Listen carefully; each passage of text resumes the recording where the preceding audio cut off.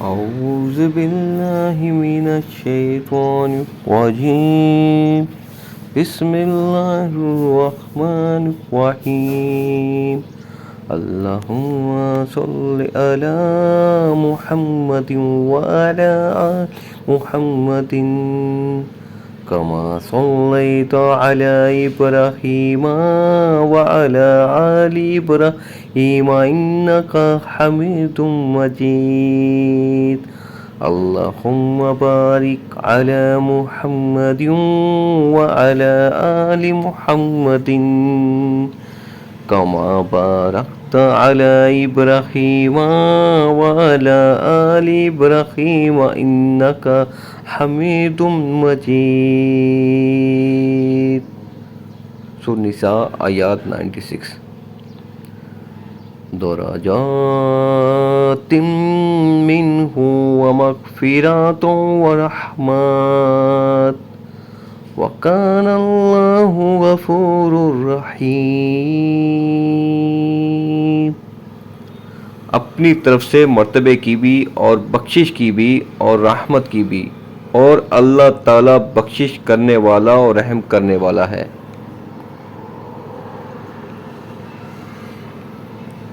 آیات 97. إِنَّ الَّذِينَ تَوَفَّاهُمُ الْمَلَائِكَةُ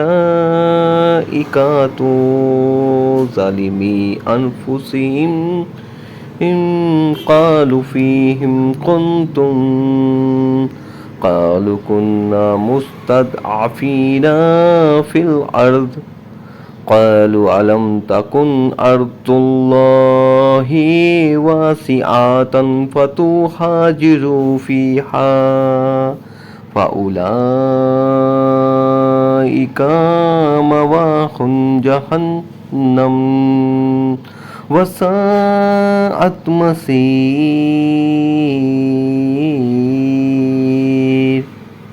جو لوگ اپنی جانوں پر ظلم کرنے والے ہیں، جب فرشتے ان کی روح قبض کرتے ہیں تو پوچھتے ہیں تم کس حال میں تھے؟ یہ جواب دیتے ہیں کہ ہم اپنی جگہ کفر اور مغلوب تھے. فرشتے کہتے ہیں کہ اللہ تعالیٰ کی زمین کشادہ نہ تھی کہ تم ہجرت کر جاتے. یہی لوگ ہیں جن کا ٹھکانہ دوزخ ہے اور وہ پہنچنے کی بری جگہ ہے.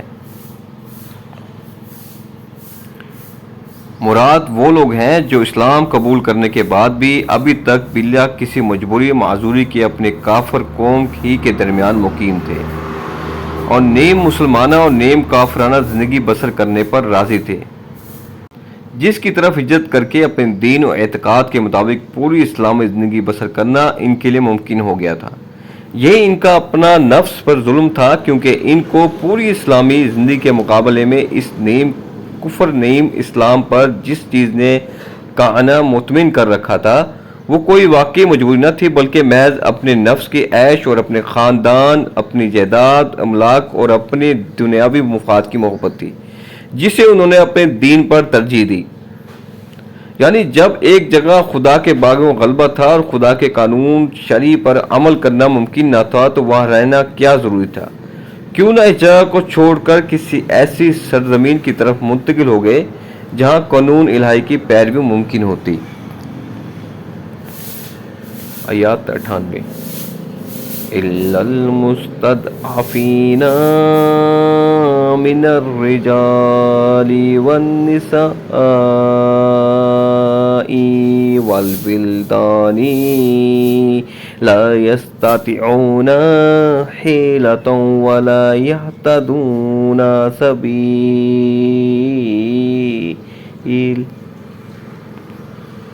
مگر جو مرد، عورتیں اور بچے بے بس ہیں جنہیں نہ تو کسی چارہ کار کی طاقت ہے اور نہ کسی راستے کا علم ہے. آیات 99.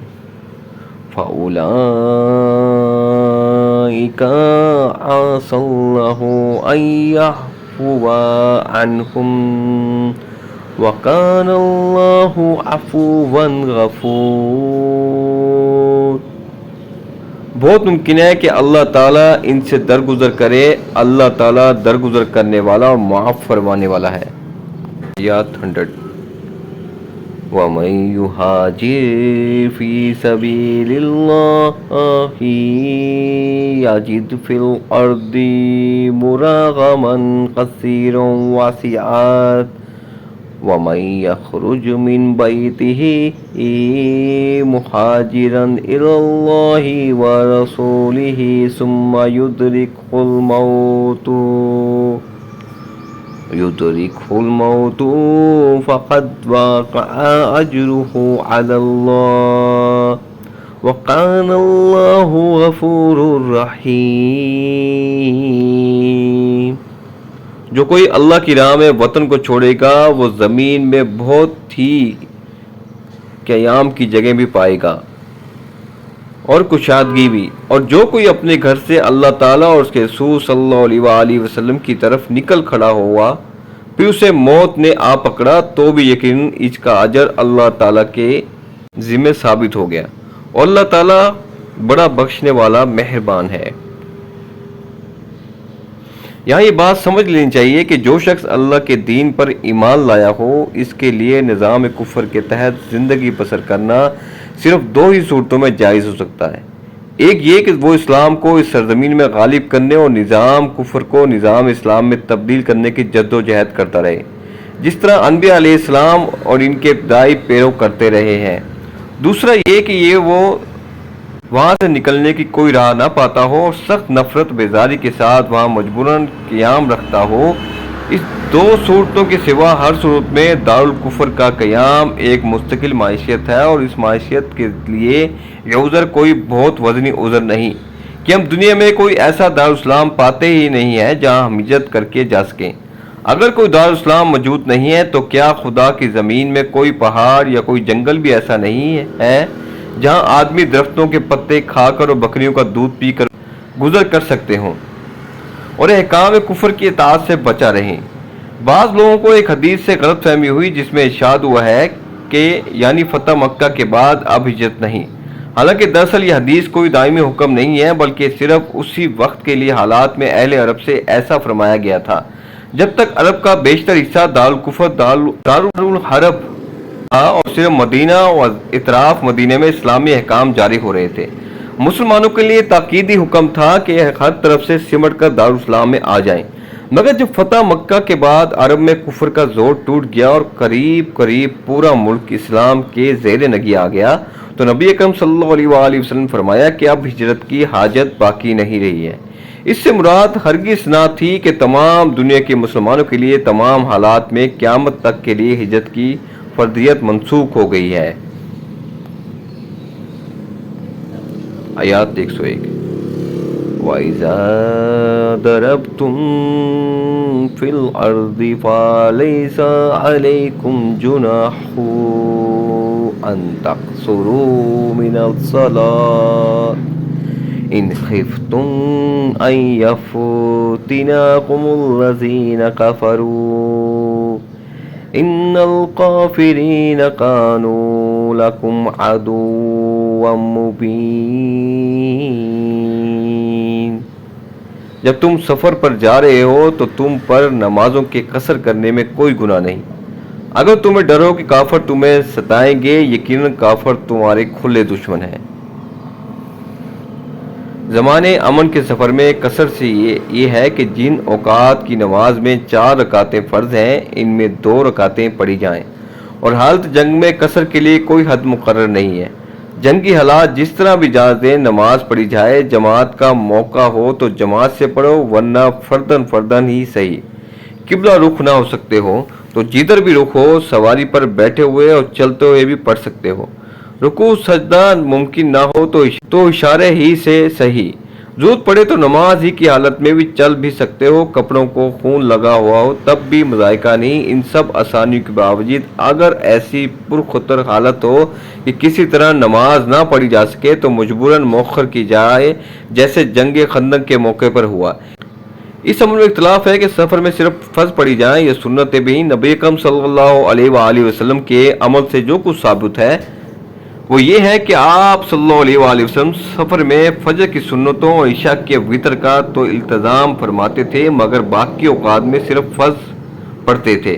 سنتے پڑھنے کا التزام آپ صلی اللہ علیہ وسلم سے ثابت نہیں ہے، البتہ نفل نمازوں کا جب موقع ملتا تھا پڑھ لیا کرتے تھے، حتیٰ کہ سواری پر بیٹھے ہوئے بھی پڑھتے رہتے تھے۔ اسی بنا پر حضرت عبداللہ بن عمر رضی اللہ عنہ نے لوگوں کو سفر میں فجر کے سوا دوسرے اوقات کی سنتیں پڑھنے سے منع کیا ہے، مگر اکثر علماء ترک اور فعال دونوں کو جائز قرار دیتے ہیں، اسے بندے کے اختیار پر چھوڑ دیتے ہیں۔ حنفیہ کا مختار مذہب یہ ہے کہ مسافر جب راستہ طے کر رہا ہو تو سنتیں نہ پڑھنا افضل ہے، اور جب کسی مقام پر منزل کرے اور اطمینان حاصل ہو تو پڑھنا افضل ہے۔ جس سفر میں قصر کیا جا سکتا ہے، اس کے لیے بعض ائمہ نے شرط لگائی ہے کہ وہ فی سبیل اللہ ہونا چاہیے، جیسے جہاد، حج، عمرہ، طلب علم وغیرہ۔ ابن عمر، ابن مسعود رضی اللہ عنہ اور عطا کا یہی فتویٰ ہے۔ امام شافعی رحمۃ اللہ، امام احمد رحمۃ اللہ کہتے ہیں کہ سفر کسی ایسے مقصد کے لیے ہونا چاہیے جو شرعاً جائز ہو، حرام ناجائز اغراض کے لیے جو سفر کیا جائے گا، اس میں قصر کی اجازت سے فائدہ اٹھانے کا کسی کو حق نہیں۔ حنفیہ کہتے ہیں قصر ہر سفر میں کیا جا سکتا ہے، رہی سفر کی نوعیت تو وہ بجائے خود ثواب یا عطاب کی مستحق ہو سکتی ہے، مگر قصر کی اجازت پر اس کا کوئی اثر نہیں پڑتا۔ بعض ائمہ نے مذائقہ نہیں کا مفہوم یہ سمجھا ہے کہ سفر میں قصر کرنا ضروری نہیں ہے، بلکہ محض اس کی اجازت ہے، آدمی چاہے تو اس سے فائدہ اٹھائے ورنہ پوری نماز پڑھے۔ یہی رائے امام شافعی رحمۃ اللہ علیہ نے بھی اختیار کی ہے، اگرچہ وہ قصر کرنے کو افضل اور ترک قصر کرنے کو ترک اولا قرار دیتے ہیں۔ امام احمد رحمۃ اللہ کے نزدیک قصر کرنا واجب تو نہیں ہے، مگر نہ کرنا مکروہ ہے۔ امام ابو حنیفہ رحمۃ اللہ کے نزدیک قصر کرنا واجب ہے، اور یہی رائے ایک روایت میں امام مالک رحمۃ اللہ سے بھی منقول ہے۔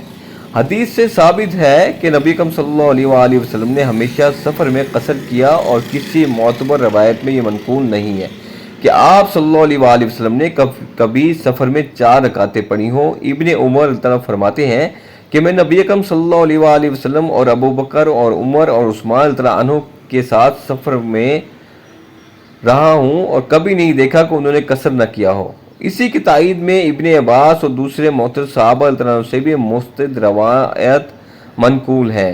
حضرت عثمان رضی اللہ عنہ نے جب حج کے موقع پر منع میں 4 رکعتیں پڑھائی تو صحابہ رضی اللہ عنہ نے اس پر اعتراض کیا، اور حضرت عثمان رضی اللہ عنہ نے یہ جواب دے کر لوگوں کو مطمئن کیا کہ میں نے مکہ میں شادی کر لی ہے، اور چونکہ نبی اکرم صلی اللہ علیہ وآلہ وسلم سے میں نے سنا ہے کہ جو شخص کسی شہر میں متعین ہوا ہو، داخل ہوا ہو، اور وہ گویا اس شہر کا باشندہ ہے، اس لیے میں نے یہاں قصر نہیں کیا۔ ان کثیر روایت کے خلاف 2 روایتیں عائشہ رضی اللہ عنہ سے مروی ہیں، جن سے معلوم ہوتا ہے کہ قصر اور اتمام دونوں درست ہیں، لیکن یہ روایتیں سند کے اعتبار سے ضعیف ہونے کے علاوہ خود حضرت عائشہ رضی اللہ عنہ اسی کے ثابت شدہ مسلک کے خلاف ہیں۔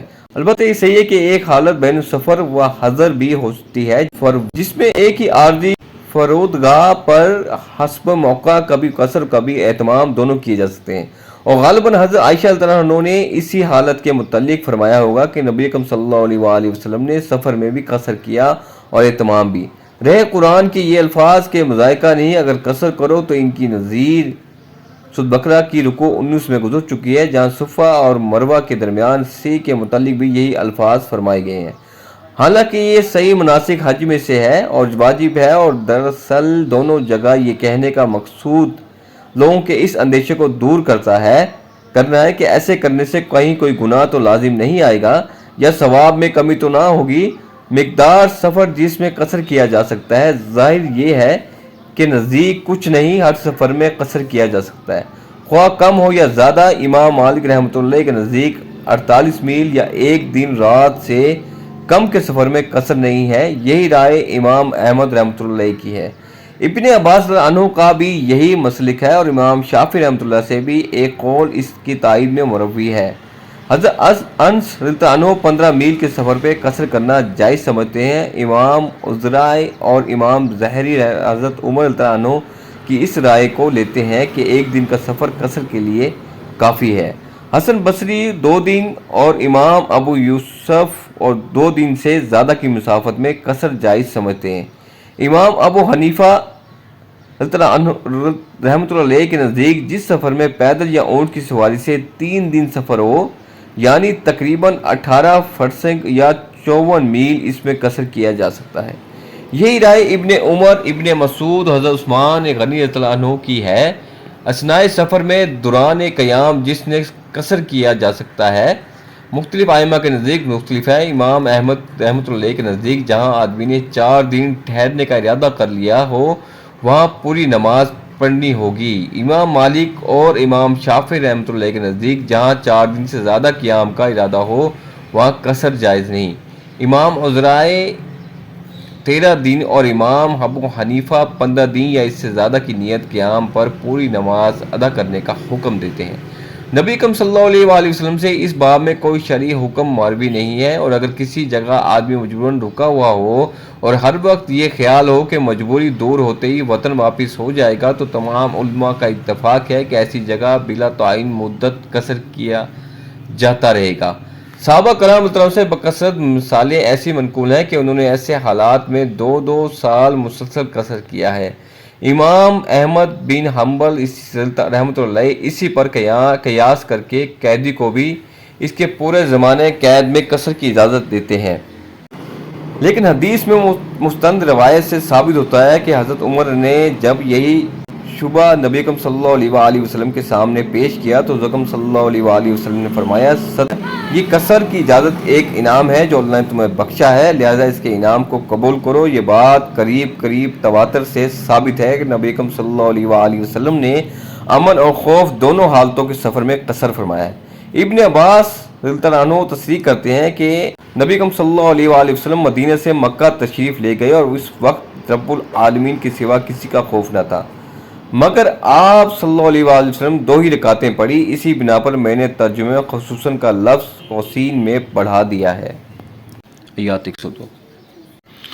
وَإِذَا كُنْتَ فِيهِمْ فَأَقَمْتَ لَهُمُ الصَّلَاةَ فَلْتَقُمْ طَائِفَةٌ مِّنْهُمْ مَعَكَ وَلْيَأْخُذُوا أَسْلِحَتَهُمْ فَإِذَا سَجَدُوا فَلْيَكُونُوا مِنْ وَرَائِكُمْ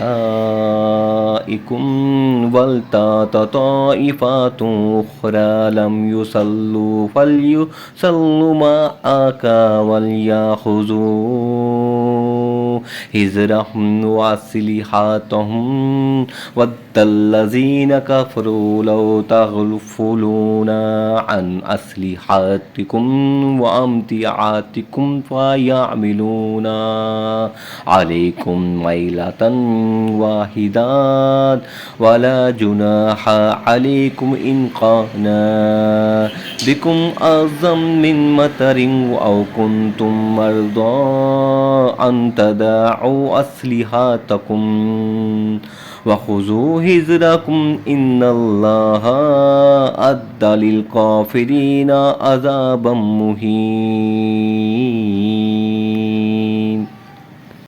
جب تم ان میں سے ہو اور ان کے لیے نماز کھڑی کرو تو چاہے کہ ان کی ایک جماعت تمہارے ساتھ اپنے اختیار کے لیے کھڑی ہو، پھر جب یہ سجدہ کر چکے ہیں تو یہ ہٹ کر تمہارے پیچھے آ جائیں اور وہ دوسری جماعت جس نے نماز نہیں پڑھی وہ آ جائے اور تیرے ساتھ نماز ادا کرے اور اپنا بچاؤ اور اپنے ہتھیار لیے رہے۔ کافر چاہتے ہیں کہ کسی طرح تم اپنے ہتھیاروں اور اپنے سامان سے بے خبر ہو جاؤ تو وہ تم پر اچانک دعویٰ بول دیں۔ ہاں، اپنے ہتھیار اتار رکھنے میں اس وقت تم پر کوئی گناہ نہیں جبکہ تم تکلیف ہو یا بوجہ بارش کے بسبب یا بیمار ہو جانے کے، اور اپنے بچاؤ کی چیزیں ساتھ لیے رہو، یقیناً اللہ تعالیٰ نے منکروں کے لیے ذلت کی مار تیار کر رکھی ہے۔ امام ابو یوسف اور حسن بن زیاد رحمۃ اللہ نے ان الفاظ سے یہ گمان کیا ہے کہ صلاۃ خوف صرف نبی اکرم صلی اللہ علیہ وآلہ وسلم کے زمانے کے لیے مخصوص تھی، لیکن قرآن میں اس کی مثالیں بکثرت موجود ہیں کہ نبی اکرم صلی اللہ علیہ وآلہ وسلم کو مخاطب کر کے ایک حکم دیا گیا ہے، اور وہی حکم آپ صلی اللہ علیہ وسلم کے بعد آپ کے جانشینوں کے لیے بھی ہے۔ اس لیے صلاۃ خوف اگر حضرت اکرم صلی اللہ علیہ وآلہ وسلم کے ساتھ مخصوص کرنے کی کوئی وجہ نہیں، پھر باکثرت جلیل قدر صحابہ کرام سے ثابت ہے کہ انہوں نے حضرت اکرم صلی اللہ علیہ وآلہ وسلم کے بعد بھی صلاۃ خوف پڑھی ہے، اور اس باب میں کسی صحابی کا اختلاف مروی نہیں ہے۔ صلاۃ خوف کا یہ حکم اس صورت کے لیے ہے جبکہ دشمن کے حملے کا خطرہ ہو تو ہو، مگر عملاً موقع قتال گرم نہ ہو۔ رہی یہ صورت کہ عملاً جنگ ہو رہی ہو تو اس صورت میں حنفیہ کے نزدیک نماز مؤخر کر دی جائے گی۔ امام مالک رحمۃ اللہ علیہ اور امام ثوری رحمۃ اللہ علیہ کے نزدیک اگر رکوع و سجود ممکن نہ ہو تو اشاروں سے پڑھ لی جائے۔ امام شافعی رحمۃ اللہ علیہ کے نزدیک نماز ہی کی حالت میں تھوڑی سی زد و غور کی جا سکتی ہے۔ نبی کریم صلی اللہ علیہ وسلم کے فعل سے ثابت ہے کہ آپ صلی اللہ علیہ وآلہ وسلم نے غزوہ خندق کے موقع پر 4 نمازیں نہیں پڑھی اور پھر موقع پا کر على ترتیب انہیں ادا کیا۔ حالانکہ غزوہ خندق سے پہلے صلاۃ خوف کا حکم آ چکا تھا۔ صلاۃ خوف کی ترغیب کا انحصار بڑی حد تک جنگی حالات پر ہے۔ نبی کریم صلی اللہ علیہ وآلہ وسلم نے مختلف حالات میں مختلف طریقوں سے نماز پڑھائی ہے، اور امام وقت مجاز ہے کہ ان طریقوں میں سے جس طریقے کی اجازت جنگی صورتحال دے اسی کو اختیار کرے۔ ایک طریقہ یہ ہے کہ فوج کا ایک حصہ امام کے ساتھ نماز پڑھے اور دوسرا حصہ دشمن کے مقابلے پر رہے، پھر جب ایک رکعت پوری ہو جائے تو پہلا حصہ سلام پھیر کر چلا جائے اور دوسرا حصہ آ کر دوسری رکعت امام کے ساتھ پوری کرے۔ اس طرح امام کی 2 رکعتیں ہوں گی اور فوج کی ایک رکعت۔ دوسری طریقہ یہ ہے کہ ایک حصہ امام کے ساتھ ایک رکعت پڑھ کر چلا جائے، پھر دوسرا حصہ آ کر ایک رکعت امام کے پیچھے پڑھے، پھر دونوں حصے باری باری سے آ کر اپنی چھوٹی ہوئی ایک رکعت بطور خود ادا کر لیں۔ اس طرح دونوں حصوں کی ایک رکعت امام کے پیچھے ادا ہوگی اور ایک رکعت انفرادی طور پر۔ تیسرا طریقہ یہ ہے کہ امام کے پیچھے فوج کا ایک حصہ 2 رکعتیں ادا کرے اور تشہد کے بعد سلام پھیر کر چلا جائے، پھر دوسرا حصہ تیسری رکعت میں آ کر شریک ہو، امام کے ساتھ سلام پھیرے۔ اس طرح امام کی 4 اور فوج کی 2 رکعتیں ہوں گی۔ چوتھا طریقہ یہ ہے کہ فوج کا ایک حصہ امام کے ساتھ ایک رکعت پڑھے اور جب امام دوسری رکعت کے لیے کھڑا ہو تو مقتدی بطور خود ایک رکعت مع تشہد پڑھ کر سلام پھیر دیں، پھر دوسرا حصہ آ کر اس حال میں امام کے پیچھے کھڑا ہو کہ ابھی امام دوسری رکعت میں ہو اور یہ لوگ بقیہ نماز امام کے ساتھ ادا کرنے کے بعد ایک رکعت خود اٹھ کر پڑھ لیں۔ اس صورت میں امام کو دوسری رکعت میں طول قیام کرنا ہوگا۔ پہلی صورت کو ابن عباس، جابر بن عبداللہ رضی اللہ عنہ اور مجاہد نے روایت کیا ہے کہ دوسرا طریقے کو عبداللہ بن مسعود رضی اللہ عنہ نے روایت کیا ہے اور حنفیہ اسی کو ترجیح دیتے ہیں۔ تیسرے طریقے کو حسن بصری نے ابو بکرہ رحمۃ اللہ علیہ سے روایت کیا ہے۔ علاوہ صلاۃ خوف کے اور بھی طریقے ہیں جن کی تفصیل مبسوطات میں مل سکتی ہے، یعنی کہ یہ احتیاط جس کا حکم تمہیں دیا جا رہا ہے محض دنیاوی تدبیر کے لحاظ سے ہے، ورنہ دراصل فتح اور شکست کا مدار تمہاری تدبیر پر نہیں بلکہ اللہ کے فیصلے پر ہے۔ اس لیے ان احتیاطی تدبیروں پر عمل کرتے ہوئے تمہیں اس امر کا یقین رکھنا چاہیے کہ جو لوگ اللہ کے نور کو اپنی پھونکوں سے بجھانے کی کوشش کر رہے ہیں اللہ انہیں رسوا کرے گا۔ آیات 103 فَإِذَا قَضَيْتُمُ الصَّلَاةَ فَاذْكُرُوا اللَّهَ قِيَامًا وَقُعُودًا وَعَلَى جُنُوبِكُمْ فَإِذَا اطْمَأْنَنْتُمْ فَأَقِيمُوا الصَّلَاةَ إِنَّ الصَّلَاةَ كَانَتْ عَلَى الْمُؤْمِنِينَ كِتَابًا مَّوْقُوتًا۔ پھر جب تم نماز ادا کر چکو تو اٹھتے بیٹھتے اور لیٹے اللہ تعالیٰ کا ذکر کرتے رہو، اور جب اطمینان پاؤ تو نماز قائم کرو، یقیناً نماز مومنوں پر مقررہ وقتوں پر فرض ہے۔ آیات 104 وَلَا تَحِنُوا فِي ابْتِغَاءِ الْقَوْمِ إِن تَكُونُوا تَعْلَمُونَ فَإِنَّهُمْ يَعْلَمُونَ كَمَا تَعْلَمُونَ وَتَرْجُونَ مِنَ اللَّهِ مَا لَا يَرْجُونَ وَكَانَ اللَّهُ عَلِيمًا حَكِيمًا۔ ان لوگوں کا پیچھا کرنے سے خارے دل ہو کر بیٹھ نہ رہو، اور اگر تمہیں بے آرامی ہوتی ہے تو انہیں بھی تمہاری طرح بے آرامی ہوتی ہے، اور تم اللہ تعالیٰ سے وہ امیدیں رکھتے ہو جو امید انہیں نہیں، اور اللہ تعالیٰ دانا اور حکیم ہے۔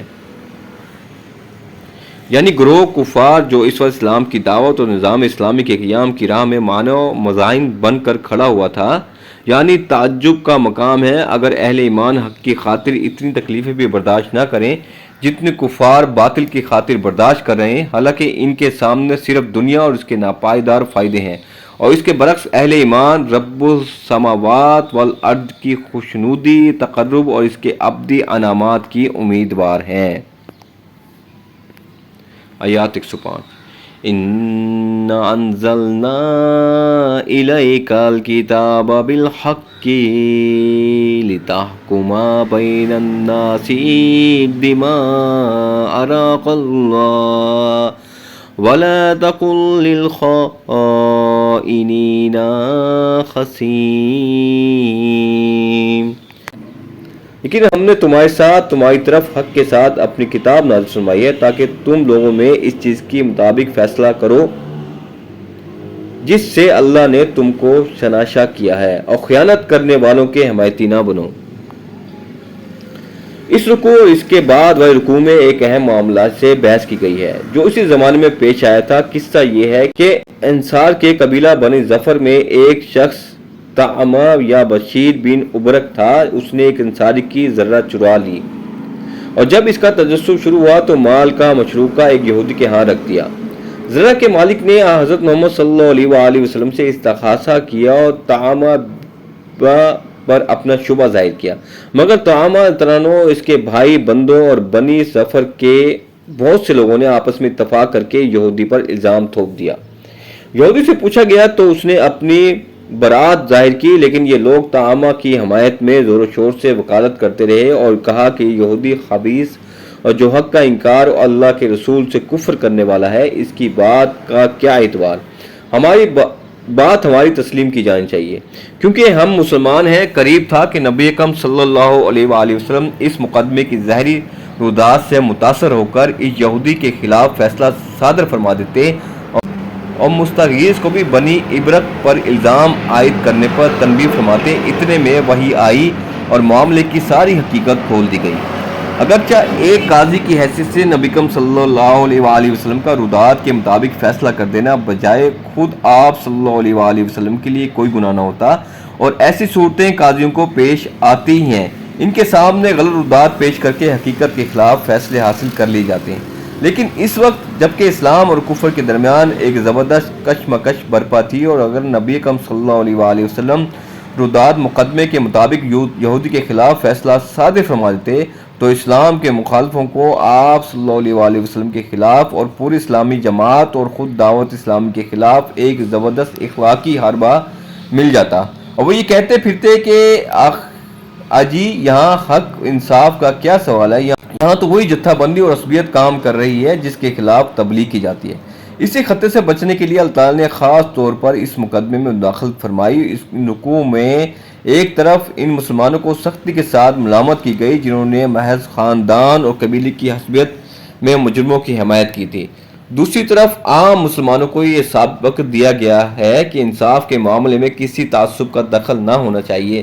یہ ہرگز دیانت نہیں ہے کہ اپنے گروہ کا آدمی اگر برسر باطل ہو تو اس کی بے جا حمایت کی جائے، اور دوسرے گروہ کا آدمی اگر برسر حق ہو تو اس کے ساتھ بے انصافی کی جائے۔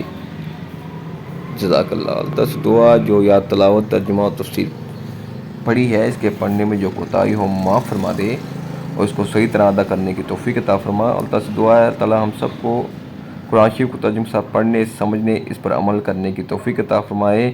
اور اللہ سے دعا ہے جو کچھ پڑھا ہے سنا ہے اس کو سمجھنے، اس پر عمل کرنے اور اسے دوسروں تک پہنچانے کی توفیق عطا فرمائے۔ جزاک اللہ۔